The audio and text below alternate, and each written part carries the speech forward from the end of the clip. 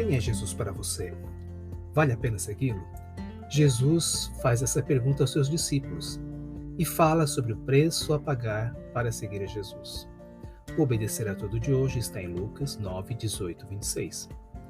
Certa vez, Jesus estava orando em particular, e com ele estavam seus discípulos.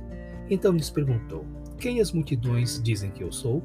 Eles responderam: alguns dizem que és João Batista, outros Elias, e ainda outros que és um dos profetas do passado que ressuscitou. E vocês o que dizem? Perguntou. Quem vocês dizem que eu sou? Pedro respondeu: o Cristo de Deus.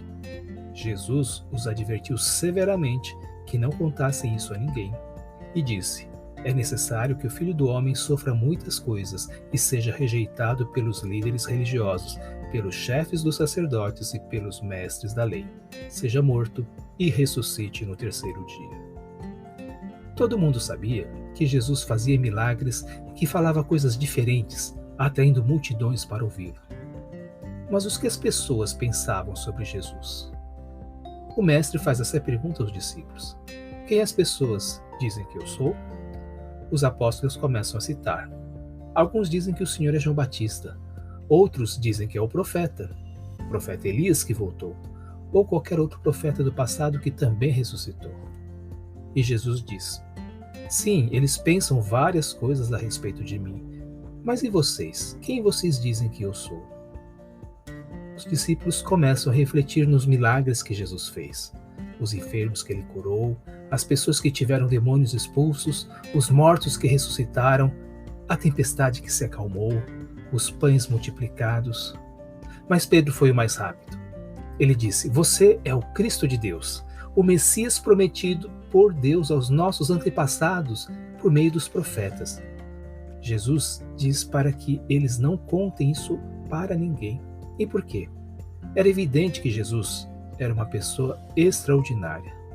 Mas a principal missão do Messias não era instalar o reino de Deus visível naquela hora. Era necessário que Jesus, o Messias, o Filho do Homem, sofresse muitas coisas e fosse rejeitado pela liderança religiosa. Ele precisava morrer. Ele precisava morrer pelos nossos pecados. Mas ele ressuscitaria. Esse era o plano de Deus. Era o plano de Deus elaborado antes do mundo ser criado. E no verso 23, e Jesus dizia a todos: se alguém quiser acompanhar-me, negue-se a si mesmo, tome diariamente a sua cruz e siga-me. Pois quem quiser salvar a sua vida, a perderá. Mas quem perder a vida por minha causa, este a salvará.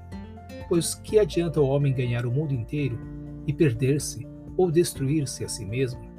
Se alguém se envergonhar de mim e das minhas palavras, o Filho do Homem se envergonhará dele, quando vier em sua glória e na glória do Pai e dos santos anjos.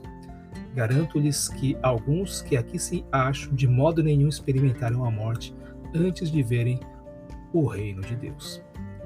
Aqueles homens simples eram testemunhas oculares de milagres extraordinários, feitos por alguém excepcional. Mas o maior sinal ainda estava para acontecer. O Messias, o Filho de Deus, o Criador do Universo, deveria morrer pela humanidade e ressuscitar. Era esse o plano de Deus. E se o Mestre seguia por esse caminho, o discípulo também deveria seguir o caminho da cruz.